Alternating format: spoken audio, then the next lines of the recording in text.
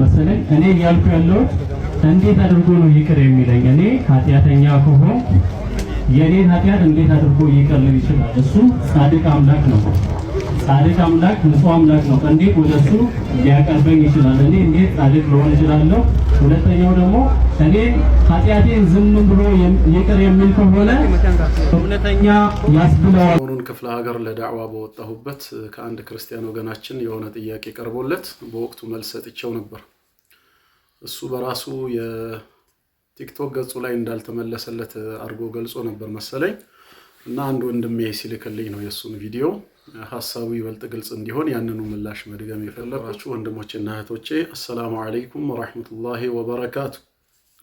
ሁላችሁም ባላችሁበት የአላህ ሰላም እዝነቱና በረከቱ ከእናንተ ጋር ይሁን። ምንድነው ጥያቄው? ስለ አላህ መሐሪነት ባስተማርኩበት ትምህርት ላይ ወንጀለኛ ለወንጀሉ ተገቢውን ቅጣት ካላገኘ አላህ በሱ ያመጹ ባሪያዎቹን ካልቀጣቸው ይቅርታ ብቻ ቢያደርግላቸው ምኑ ላይ ፍትሃዊ ሆነ? ይሄ እውነተኝነቱንም ፍትሃዊነቱንም ጥያቄ ምልክት ውስጥ አይከተውም ወይ? ከቀጣ በኋላ አይደለም ወይ ምህረት ትርጉም የሚኖረው የሚል ጥያቄ ነበር በጥቅሉ ያነሳው። ኢንሻአላህ መልሱን እንደገባኝ እንግዲህ ግልጽ አድርጌ ላስረዳችሁ ሞክራለሁ። የዚህን ጥያቄ ምላሽ ለማግኘት ቅድሚያ ፍትህ ምንድነው የሚለውን ነጥብ ወይም ትርጉሙን ማወቅ ወሳኝ ነው። ፍትህ ማለት ቀጥታ ፍቺው ለአንድ ለተሰራ ስራ ተመጣጣኝ የሆነ ዋጋን ማስከፈል ወይም መክፈል እንደማለት ነው ባጭሩ። በኔ ስር ያሉ ሰራተኞች ወይም ቅጥረኞች ቢኖሩ በተስማማነው መሰረት የወሩ መጨረሻ ላይ ከላባቸው ጋር ተገቢና ተመጣጣኝ የሆነውን መጀመሪያ በተስማማነው መሰረት ደሞዛቸውን በሰጣቸው ፍትህ ጠበቅኩኝ ይባላል። ይሄ ፍትህ ነው። በዚህ ተቃራኒስ መቼ ነው ፍትህ አጓደልኩ የሚባለው? በተስማማነው መሰረት የላባቸውን ዋጋ ቀንሼ የማይገባውን አሳንሼ በሰጣቸው ይሄ ምንድነው የሚባለው? ፍትህ መጣስ ይባላል። ነገር ግን ከሚገባቸው በላይ ጨምሬ ወይ ጥፍ ድርብ አድርጌ ብከፍላቸውስ ይሄ ፍትህ መዛባት ነው? አይደለም። ነገር ግን ከፍትህም በላይ ምንድነው? ይሄ ቸርነት ነው፣ እዝነት ነው፣ ምህረት ነው ማለት ነው። ስለዚህ ወደ ወንጀለኛ መቅጫ ህጉ ላይ ስንመለስ ጌታ አላህ ባሪያዎቹን ፍትህ ተዛባ ወይም በደላቸው የምንለው አንድ ያለ ወንጀላቸው የቀጣቸው ጊዜ ነው። ወይም ደግሞ ወንጀል ሰርተው ከወንጀላቸው በላይ ቅጣት ያረፈባቸው ጊዜ ይሄ የፍትህ መዛባት ይባላል። ነገር ግን በይቅርታ ቢያልፍስ ዋጋ ሳያስከፍል ይሄ ይቅርታው ፈድሉ ትሩፋቱ ቸርነቱን ይገልጻል እንጂ የፍትህ መዛባትን አያሳይም። አሁን ዋናው መነሻ ጥያቄ ምንድነው? አዳምና ሔዋን ወይም አደምና ሐዋ በጀነት ውስጥ በድለዋል፣ ጥፋትን አጥፍተዋል። አላህ ለዛ ጥፋት ይቅርታ ሊያደርግላቸው የግድ ተመጣጣኝ ዋጋ እነሱንም ይሁን ወይ በእነሱ ቦታ ሆኖ ዋጋ ሊከፍል የሚችልን አካል ዋጋ ማስከፈል ወይ መቅጣት አለበት። ያን ቅጣት ከቀጣ በኋላ ነው ይቅርታ ቢያደርግ ፍትሃዊም መሐሪም ነው የምንለው። አምላክ መሐሪ ብቻ ሳይሆን ፍትሃዊ ነው። ፍትሃዊ ከሆነ ደግሞ የግድ ለተሰራ ጥፋት ቅጣት መሰጠት አለበት ነው። ስተቱ ከዚህ ነው የሚነሳው ማለት ነው። ፍትሃዊነት የሚገለጸው ለተሰራ ወንጀል ሁሉ ቅጣት ሲወሰን ወይም ወንጀለኛ ሲቀጣ አይደለም። ታዲያ መቼ ነው ፍትህ ሲባል? ያን ወንጀለኛ መቅጣቱ ግድ ሆኖ ከቀጣ ነው ከወንጀሉ በላይ ባለመቅጣት ፍትህን ማረጋገጥ ይቻላል። ወይንም ባልሰራው ወንጀል ሰርተሃል ብለን እሱን ባለመቅጣት ፍትህ ልናረጋግጥ እንችላለን። ከወንጀሉ በላይ የቀጣነው ጊዜ ወይም ያለ ወንጀሉ አጥፍተሃል ብለን ያለ ጥፋቱ ከሰነው የቀጣነው ጊዜ ፍትህ ምን ሆነ ይባላል? ተዛባ ይባላል። ይቅርታ ብናደርግ ግን የፍትህ መዛባት ሳይሆን ከፍትህም በላይ ፈድል ትሩፋት ነው፣ ቸርነትን መግለጫ ነው። እኔና አንድ ወንድሜ ተካሰን ፍርድ ቤት ላይ ቆመናል። እኔ ባለመብት ነኝ፣ ያ ወንድሜ በደለኛ ነው። የኔን ሐቅ ወስዷል፣ በድሎኛል። ታዲያ ዳኛው እዚህ ቦታ ላይ የኔን ፍቃድ ሳይጠይቅ ያን የከሰስኩትን ወንድሜን ይቅርታ አድርጌሃለሁ ቢለውስ ይሄ ፍትህ ነው? አይደለም፣ በደል ነው ይባላል። ለምን? መብቱ የዳኛው አይደለም። በማን መብት ላይ ነው ዳኛው ይቅርታ ሊያደርግ የሚችለው? በኔ መብት ከሆነ እኔ ይቅርታ ሳላደርግ ዳኛው ያን ማድረግ አይችልም ማለት ነው። ግን እኔ ተመልሼ በዛው በዳኛ ፊት ለአላህ ብዬ ይቅርታ አድርጌለታለሁ፣ ትቸዋለሁ፣ ከወንጀሉ ጋር ተመጣጣኝ የሆነው ቅጣትም በፍርድ ቤቱ ውሳኔ እንዳይተላለፍ ሐቄን ሙሉ በሙሉ እንዳልተበደልኩ ቆጥሬ ትቻለው ብልስ ፍትህ አልተዛባ።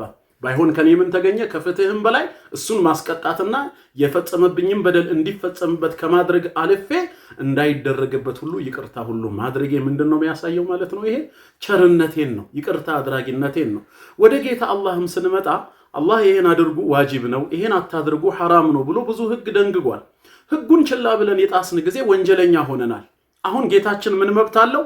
በዚህ ወንጀላችን ሰበብ እኛን ሊቀጣን ሙሉ መብት አለው ማለት ነው። ከቀጣን በወንጀላችን ልክ ፍትህ ተጠበቀ ይባላል። ትክክል አድለ ነው፣ ፍትህ ነው። ከማረንስ ይቅርታ ካደረገልንስ ያለ ቅጣት ከፍትህም በላይ አዘነልን፣ ፈድሉን ትሩፋቱን ቸርነቱን ገለጸልን ነው የሚባለው። ታዲያ ፍትህን ጣሰ የምንለው መቼ ነው? ወንጀላችን ሊያስቀጣን ከሚገባው በላይ ቅጣትን ካሰፈረብን ወይንም ባልሰራነው ወንጀል ምክንያት እንደ ወንጀለኛ ተደርገን ተጭኖብን በሌላ ሰው ጥፋት እኛን ቢቀጣ ኖሮ ይሄ የፍትህ መዛባት ነው የሚሰኘው። በዚህ መልኩ ነው ልንረዳ የሚገባው። እነዚህ ክርስቲያን ወገኖች ግን የግድ ፍትህ ቅጣት ከሌለ ፍትህ የለም ካሉ ሁለት ግልጽ ጥያቄ ልንጠይቃቸው ይገባል። አንደኛ ከቀጣ በኋላ ነው ምህረቱም ፍትሁም ትርጉም ያለው የምትሉ ከሆነ እንደውም ከቀጣ በኋላ ምህረቱ ምኑ ላይ ነው ትርጉሙ? ለሰራሁት ወንጀል ተመጣጣኝ የሆነን ቅጣት ወይ እኔን ወይ በኔ ቦታ ሌላን ሰው አምላክ ከቀጣ ከዛ ቅጣት በኋላ አንተን ምሬሃለሁ ቢለኝ ምንድነው የምህረቱ ትርጉሙ? ምኑን ነው የማረኝ ማለት አይቀርማ። የሰራኸውን ጥፋት ከተባለ ዋጋ አስከፍሎኛል፣ ወይ በኔ ቦታ ሌላን አካል ዋጋ አስከፍሎታል። ለዛው ቅጣት ዋጋ ካስከፈለ በኋላ ይቅርታው ምን ትርጉም አለው? እንዴት ነው ይሄ ፍትህ ሊሆን የሚችለው? ሁለተኛ ጥሩ ይሄ በአምላክ ዘንድ ሰዎች የሱን ህግ ሲጥሱ ሲበድሉ ያለ ቅጣት ይቅርታ ማድረጉ እንደ ፍትህ መዛባት የምትመለከቱ ከሆነ ታዲያ ይሄንን ባህሪ እኛ እንድንላበስ ለምን ትፈልጋላችሁ?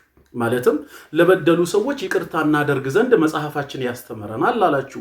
ይቅርታማ ለዛ ለበደሉ ካሳ ሳታስከፍሉ እናንተ ለተበደላችሁት በደል ይቅርታ ካረጋችሁ ፍትህ መዛባት ነው። ለምን በአምላክ ላይ ሲሆን ፍትህ መዛባት ነው ብለናል።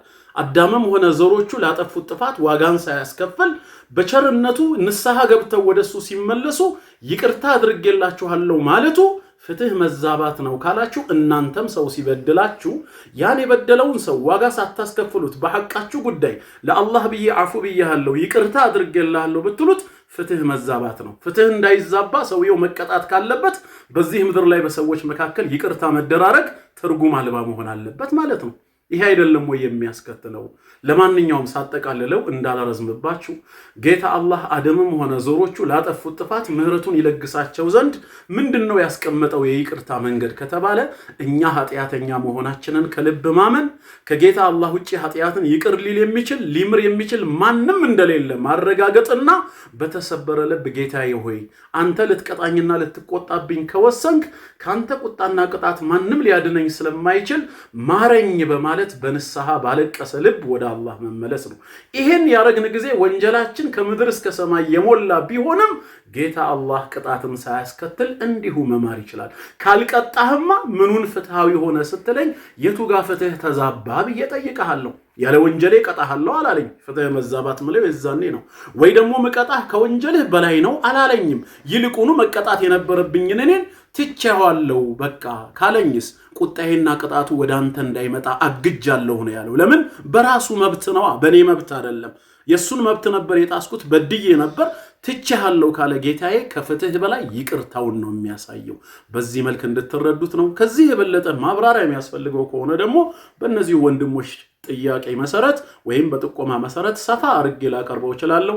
አላህ ሐቁን ይግለጽልን። ወሰላሙ አለይኩም ወራህመቱላሂ ወበረካቱ።